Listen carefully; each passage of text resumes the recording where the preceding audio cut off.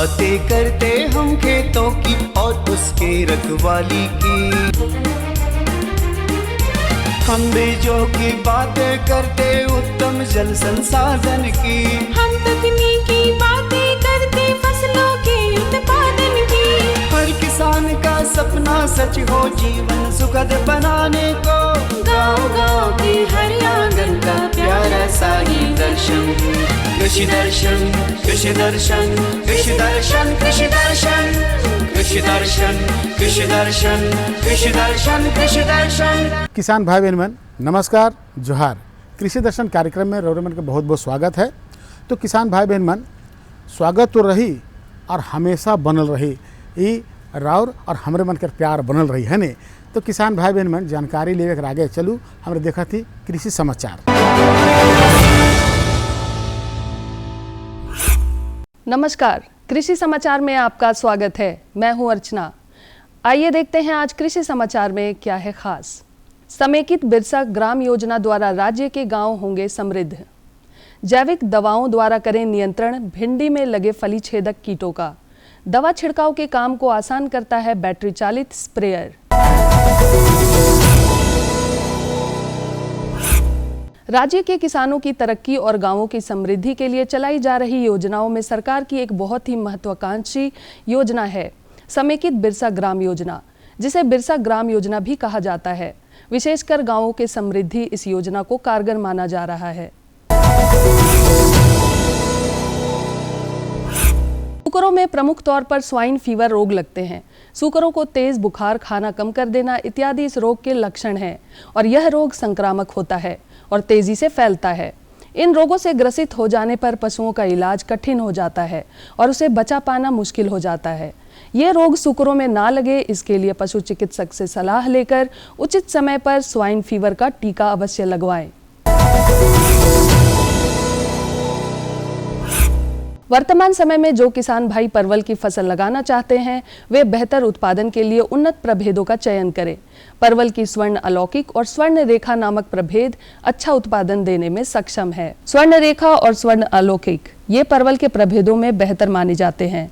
वर्तमान समय में इनकी बुआई की जा सकती है। 1 हेक्टेयर भूमि में 8 से 10 किलोग्राम की दर से बीजों की बुआई कर और उचित कृषि कार्यों को करके 150 से 200 क्विंटल तक परवल की उपज पाई जा सकती है। यदि भिंडी की फसल में फली छेदक कीट का प्रकोप हो तो हमारे कृषि विशेषज्ञों की राय है कि रासायनिक दवाओं के बजाय जैविक दवाओं का प्रयोग करना बेहतर साबित होगा। कृषक बंधु भिंडी के फली छेदक कीटों के नियंत्रण के लिए नीम आधारित कीटनाशक का प्रयोग कर सकते हैं। ये फसल की सेहत और हमारी सेहत के लिए भी बेहतर है। फसलों पर विभिन्न प्रकार के तरल दवाओं का छिड़काव आमतौर पर कृषकों को करना होता है। दवा छिड़काव के कार्य को बेहतर तरीके से करता है ये बैटरी चालित स्प्रेयर। ये स्प्रेयर तरल दवाओं का फसलों पर उच्च दाब पर छिड़काव करता है और दवा को एक समान पूरे फसल पर फैलाता है, जिससे दवा की बर्बादी नहीं होती है। चूंकि ये यंत्र बैटरी से चलता है, इसलिए दवा छिड़कने में श्रम बिल्कुल भी नहीं लगता। इसका बैटरी रिचार्जेबल होता है। एक बार चार्ज करने पर लगभग 10 से 12 घंटे तक इस काम से लिया जा सकता है।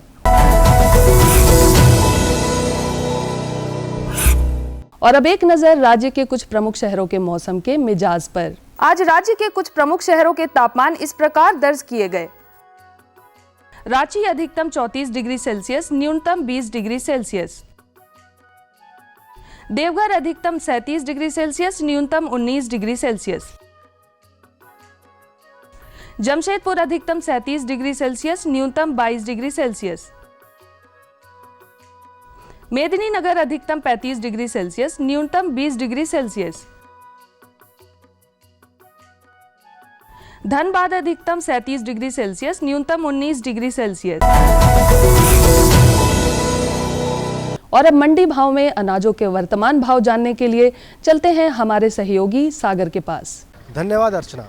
दर्शकों, आज हम आए हुए हैं कृषि उत्पादन बाजार समिति पंडरा, जहां से हम आपको जानकारी देंगे आज के मंडी भाव के बारे में। दर्शकों, सबसे पहले हम लेंगे चावल। लखीभोग चावल का न्यूनतम दर है 4,680 रुपये प्रति क्विंटल से लेकर 4,700 रुपये प्रति क्विंटल। चना दाल को अगर हम लें तो चना दाल का न्यूनतम दर है 6,500 रुपये प्रति क्विंटल से लेकर 7,000 रुपये प्रति क्विंटल अधिकतम। सरसों तेल में धनुष को अगर हम लेते हैं तो जिसका औसतन दर है 12,100 रुपये प्रति क्विंटल। प्याज की बात की जाए तो प्याज का न्यूनतम दर है 2,500 रुपये प्रति क्विंटल से लेकर 2,800 रुपये प्रति क्विंटल। और आखिरी में गुड़ का न्यूनतम दर है 4,200 रुपये प्रति क्विंटल से लेकर 4,400 रुपये प्रति क्विंटल। दर्शकों, आज के मंडी भाव में बस इतना ही। अभी आपको लिए चलते हैं वापस स्टूडियो। धन्यवाद। कृषि समाचार में आज इतना ही। कोरोना संक्रमण पूरी तरह से समाप्त हो, इसलिए कोरोना का टीका अवश्य लें। साथ ही दोनों डोज लेने के बाद टीके का बूस्टर डोज भी लेना जरूरी है। संक्रमण से बचते हुए कार्य करें ताकि कोरोना बीमारी जल्द से जल्द पूरी तरह समाप्त हो सके। अगले अंक में फिर मुलाकात होगी कुछ ताज़ा तरीन खबरों के साथ। तब तक के लिए दीजिए इजाजत। नमस्कार, जोहार।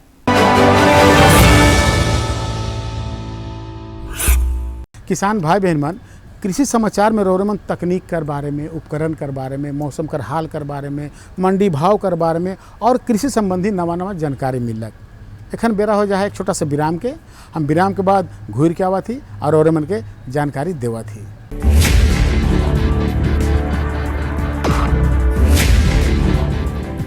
को देश भर में बढ़ावा देने के लिए सरकार अनेक प्रयास कर रही है। इसके लिए परंपरागत कृषि विकास योजना के तहत काम किया जा रहा है। न सिर्फ ऑर्गेनिक फार्मिंग को बल दिया जा रहा है, बल्कि उसके लिए वैल्यू एडिशन और मार्केट की व्यवस्था।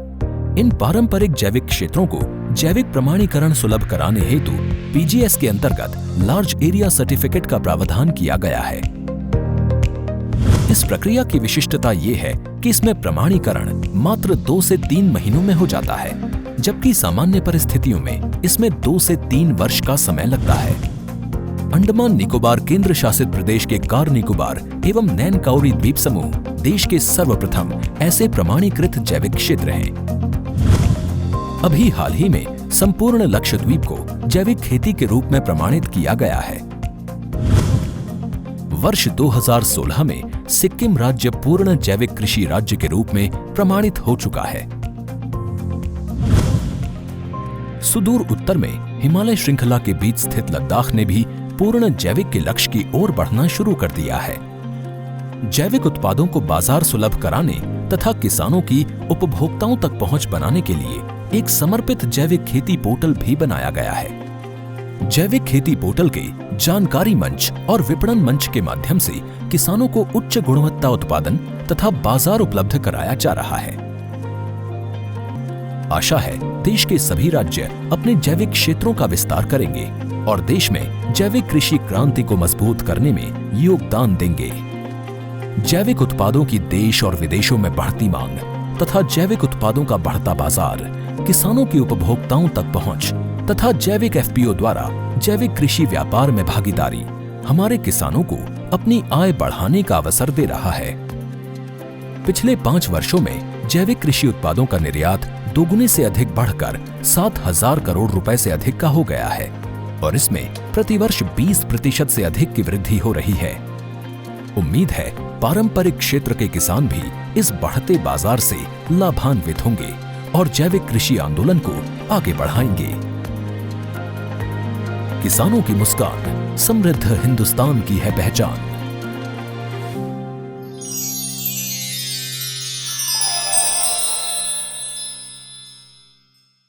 किसान भाई बहन मन, विराम के बाद रौरमन के एक बार फिर से स्वागत है। तो चलो अपन कार्यक्रम के हम आगे बढ़ा थी जानकारी की ओर। आज कर जो जानकारी है वो जानकारी है सेम कर वैज्ञानिक खेती।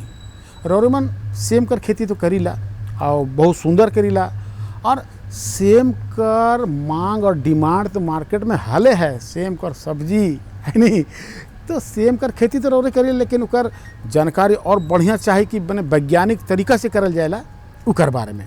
तो चलू रौरमन के सीधे लेके चला थी फीचर कर माध्यम से इकर जानकारी दिवा थी ताकि रौरमन सेम कर खेती यानी कि फसल के बहुत सुंदर से करूँ और बढ़िया मुनाफा हो रौरमन के, है नहीं। भारत में सब्जियों की खेती में सेम एक महत्वपूर्ण स्थान रखता है, क्योंकि सेम की खेती कम लागत में अच्छा मुनाफा देने वाला सौदा है। सेम की खेती में 3 से 4 महीने का वक्त लगता है, लेकिन इसके बाद किसान सेम की खेती से आसानी से 2 से 3 महीने की नकद आमदनी हर रोज कमा सकते हैं। दर्शकों नमस्कार, कृषि दर्शन कार्यक्रम में आप सभी का स्वागत है। आज हम ICAR प्लांडू में हैं और हमारे साथ है यहाँ की कृषि वैज्ञानिक डॉक्टर मीनू कुमारी जी, जिनसे हम बातचीत करेंगे और जानेंगे कि सेम की वैज्ञानिक खेती हमारे किसान भाई किस प्रकार से कर सकते हैं। सेम चूँकि ऐसा फसल है जो कि हमारे किसान भाइयों को अधिक से अधिक लाभ देता है, तो आइए जानते हैं कि किस प्रकार से इसको लगाएं और किस प्रकार से इसका उत्पादन करें तो इनको ज़्यादा से ज़्यादा लाभ मिल पाए। आप हमें ये बताइए कि सेम की जो वैज्ञानिक खेती है उसके लिए सबसे पहले हमारे किसान भाई क्या करें? वैज्ञानिक तरीके से खेती करने के लिए पहले आप निश्चित करें, क्योंकि हमेशा ही ये फसल जो है आपके घर के बागवानी एरिया जो होती है या पीछे का जो एरिया होता है, बैकयार्ड के जिसको कहते हैं, वहाँ पर सेम की खेती की जाती थी। लेकिन चूंकि सेम एक अत्यंत ऐसी फसल है जो लाभकारी होती है, अतः इसको कमर्शियल तरीके से, व्यावसायिक तरीके से करने की ज़रूरत है। तो हम लोग आपको ये बताना चाहते हैं कि जो सेम होती है वो 2 तरीके की होती है। झाड़ी टाइप होती है जो बुश टाइप कहा जाता है, और दूसरी होती है लता वाली किस्में। ज़्यादातर आप सेम को लता वाली किस्मों के रूप में ही देखे होंगे, क्योंकि ये ज़्यादातर मचान पर चढ़ाकर लोग अपने घर के बागवानी में या घर के पिछवाड़े में करते हैं। लेकिन आप इसके जो झाड़ी वाली होती है किस्में, वो वाली किस्मों का भी चुनाव कर सकते हैं। झाड़ी वाली किस्मों के साथ क्या होता है, उसके साथ एक फ़ायदा होता है कि वो फोटो इंसेंसिटिव होती हैं। कहने का मतलब है कि आप उसको साल में 3 बार लगा सकते हैं। एक बार आप जून के समय भी लगा सकते हैं, एक बार आप अक्टूबर के समय भी लगा सकते हैं, और अगर पानी की व्यवस्था है थोड़ी तो आप इसको फरवरी के समय भी लगा सकते हैं। तो झाड़ी वाली किस्मों का चुनाव इस तरह से किया जा सकता है। अगर आप लता वाली किस्मों का चुनाव करते हैं तो लता वाली किस्मों को ज़्यादातर आप इसको जून जुलाई में लगाते हैं। लेकिन कुछ किस्में, जैसे हमारे संस्थान से भी कुछ किस्में हैं जिसका कि अगर आप चुनाव करते हैं जो फोटो इंसेंसिटिव होती हैं, तो उसको आप मई जून में लगाइए, और उसकी जो फलियाँ होती हैं वो आप खरीफ और रबी दोनों ही समय लगाकर दोनों समय ही ले सकते हैं। बीजों को रोग रक्षा हेतु उन्हें कवकनाशी, कार्बेंडाजिम, थीरम या गोमूत्र से उपचारित करना चाहिए। जानकार कहते हैं कि सेम की खेती करने के लिए बुआई से पहले खेत को तैयार किया जाता है। इसके लिए पहले खेत में मौजूद पुरानी फसल के अवशेषों को पूरी तरह से नष्ट करना होता है। इन अवशेषों को नष्ट करने के लिए खेत की मिट्टी पलटने वाली हलों से गहरी जुताई करनी चाहिए। सबसे पहले तो जो झाड़ीदार वाली किस्में होती हैं, वहाँ पर आपको सिर्फ ऊंची जो मेड़ होती है, मेड़ों पर लगाना होता है इसे। और आप इसके लिए जब खेतों का चुनाव करते हैं, सेम के लिए जब खेत का चुनाव करते हैं, तो थोड़ी सी उपजाऊ होनी चाहिए, वहाँ पर पानी का जमाव ना हो, इस तरह की बातों का ज़रूर ध्यान रखें। और इसके साथ ही इसमें जो हम खेत की तैयारी करते हैं, तो आप गोबर की सड़ी खाद होती है वो 10 टन प्रति हेक्टेयर, आप इसको थोड़ा वर्मी कंपोस्ट के साथ मिलाकर भी डाल सकते हैं तो ज़्यादा अच्छा रहता है। उसके बाद आप इसमें जो नाइट्रोजन, फास्फोरस, पोटास होता है, जैसा हम लोग सब जानते हैं कि नाइट्रोजन की जो 1/3 होती है, 1/3 मात्रा डाली जाती है खेत की तैयारी के समय, और फास्फोरस, पोटास की मात्रा डाली जाती है पूरी से। तो आप इस तरह से करके अपनी खेतों की तैयारी करेंगे। और जो आप अगर आप लता वाली किस्मों का चुनाव करते हैं तो लता के लिए बहुत ज़रूरी है कि आप ट्रेलिस सिस्टम में इसकी खेती करें। ट्रेलिस कहने का मतलब है, ज़रूरी नहीं है कि यह आपकी जो आयरन पोल होती है लोहे वाली, उस तरह की किस्मों का, उस तरह की ट्रेलिस हो। आप बांस वाली जो होती है जो कम लागत में बनाई जाती है, उस तरह की भी मचान की व्यवस्था कर सकते हैं, जिसमें कि दोनों साइड में जैसे 3 से 4 मीटर या 5 मीटर, 7 मीटर, जैसा भी आपका रो लेंथ होता है, मेड़ की लंबाई होती है, उसके हिसाब से आप ट्रेलिस बनाएं। और जो दूरी होती है, आपको ध्यान रखना है कि झाड़ी वाली किस्में ले रहे हैं या लता वाली किस्में ले रहे हैं। अगर आप झाड़ी वाली किस्में लेते हैं तो आपको जो 2 मेड़ें होती हैं उसके बीच 60 सेंटीमीटर और पौधे से पौधे के बीच 10 सेंटीमीटर की दूरी रखनी होती है। तैयार खेत में सेम की बुआई करने के लिए खेत में पहले लगभग 1.5 मीटर की चौड़ी क्यारियां बना लेना चाहिए। क्यारियों के दोनों किनारों पर करीब 1.5 से 2 फीट की दूरी और 2 से 3 सेंटीमीटर की गहराई में 2 से 3 बीजों की बुआई करनी चाहिए। जानकार कहते हैं कि सेम के खेती के लिए अधिक सिंचाई की आवश्यकता नहीं होती है। इसकी सिंचाई मृदा के प्रकारों और मृदा के जल धारण क्षमता पर निर्भर करती है। तो सबसे पहले तो हम लोग कहते हैं कि प्रिकॉशनरी आप उसमें कुछ छिड़काव करते रहिए। प्रिकॉशनरी छिड़काव करने का मतलब होता है कि आप उसमें नीम ऑयल का प्रयोग करें। अगर आप नहीं करते नीम ऑयल का प्रयोग और बीमारी आ जाती है तो उसमें मुख्यतः 2-3 तरह की बीमारियां आती हैं। जैसे कि एक बीमारी होती है उसको जंग तरह का आप उसमें स्पॉट्स देखते हैं, इसको रस्ट कहा जाता है। अगर आप रस्ट का प्रकोप देख रहे हैं तो वहाँ पर सल्फिक्स आपको अप्लाई करना है, जो कि 2 ग्राम प्रति लीटर के हिसाब से आप उसका छिड़काव करें। इसके बाद दूसरी जो बीमारी आती है, इसमें पत्तियों में धब्बे हो जाते हैं, उसको सर्कोस्पोरा लीफ स्पॉट कहा जाता है। अगर आप पत्तियों में धब्बे देख रहे हैं, बहुत ज़्यादा हो रहा है, तो आप इस तरह की समस्या के लिए डायथेनियम 45 आता है, आप उसको 2 ग्राम प्रति लीटर के हिसाब से आप छिड़काव करें। और जो एक बहुत महत्वपूर्ण समस्या होती है, हम लोग देखते हैं कि सेम में आती है, वो है पॉड बोरर, जिसको कहते हैं जो कीड़ा लग जाता है आपकी फलियों में, फलियों को छेद करके उसमें घुस जाता है और फलियों को पूरी तरह से नुकसान पहुँचा देता है। तो इस तरह की समस्या अगर आती है तो आप मोनोक्रोटोफॉस जो 2 ml प्रति लीटर के हिसाब से है, आप उसका प्रयोग कर सकते हैं। आपने जो जानकारी दी इसके लिए आपका बहुत बहुत धन्यवाद। और किसान भाइयों, इसी के साथ मुझे भी इजाज़त दीजिए। नमस्कार, जोहार। तो किसान भाई बहन मन एखन रौरे मन सेम कर वैज्ञानिक खेती कर बारे में जानकारी मिलक है नहीं, तो अब तो रौरे मन के चाहिए कि भाई दूसर जानकारी मिले चाहिए है नहीं। तो हाँ दूसर जानकारी है, दूसर जानकारी बहुत सुंदर है कि धान कर फसल में कीट रोग प्रबंधन कर बारे में। अब देखिए रौरे मन तो भाई इतना मेहनत से धान की खेती करीला, मेहनत करीला, अब धान में कीट रोग लग गलक तो भारी नुकसान उठाए पड़ेगा किसान भाई बहन मन कर। तो रोग और कीट लगे कर आगे इकर प्रबंधन कर बारे में जानना बहुत जरूरी है नहीं। तो चलू हम रौरे मन के सीधे लेके चलत थी, हमरे का जो विशेषज्ञ साहब हैं उनकरे से जानकारी दिवा देवा थी। साथियों जोहार, कृषि दर्शन कार्यक्रम में आप सभी का स्वागत है। मैं हूं मेहुल प्रसाद। साथियों, आज हम आ पहुंचे हैं बिरसा कृषि विश्वविद्यालय, जहां हम बात करेंगे कीट विज्ञान विभाग के अध्यक्ष श्री PK सिंह जी से और इनसे जानेंगे धान की खेती में कीट और रोगों के प्रबंधन के बारे में। जो भी किसान भाई अपने फसल धान को लगाए हैं, उनको कीट और व्याधियों से बचाना बहुत ही ज़रूरी है। तो मैं सर्वप्रथम बात करना चाहूँगा कीट की। तो धान में जो हमारे राज्य में मुख्यतः 3-4 तरह के कीड़े लगते हैं, जो कि सीधे तौर पर धान की फसलों को नुकसान पहुंचाते हैं। तो इसके लिए किसान को देखते रहना होगा, सजग रहना पड़ेगा कि उनके खेत में कीड़े आए हैं नहीं हैं। तो मैं सर्वप्रथम जो अभी के समय में जो कीट आने की संभावना है वो होता है धान का तना छेदक कीड़ा। एक कीट के जो वयस्क होते हैं, देखेंगे किसान भाई, धान के पौधे पर बैठे रहते हैं उसके पतंगे, उनके पंख पर काले रंग का स्पॉट होता है, दाग होता है, बिंदु नुमा काले रंग का दाग होता है। तो आप उसको आसानी से पहचान सकते हैं, इसीलिए इसको धान का पीला तना छेदक कीड़ा भी बोलते हैं। ये जो है धान के सिराओं पर ये अंडे देते हैं। अंडे जो है रहता है वो एक रुई नुमा ढका रहता है, उससे वो पिल्लू निकलता है, पिल्लू निकल करके जाता है धान की तना को वो खा जाता है अंदर से। तो उसको हम लोग डेड हट बोलते हैं। ऐसे देखेंगे जो किसान भाई, जो अगर सूखा हुआ है थोड़ा सा उसको खींचेंगे तो वो आपको टूटा हुआ दिखेगा। ये जो है वनस्पतिक बढ़वार की अवस्था में होता है। जब पौधों में धान पौधों में जब बालियाँ निकलती है तो उस समय जो क्या होता है, जब कीट का प्रकोप होता है तो वो उससे बिना दाने वाले निकलते, वो वाइट ईयर हिट करते हैं, जो दाना निकलते हैं वो खखड़ी होते हैं और यह कीट प्रायः नुकसान पहुँचाता है।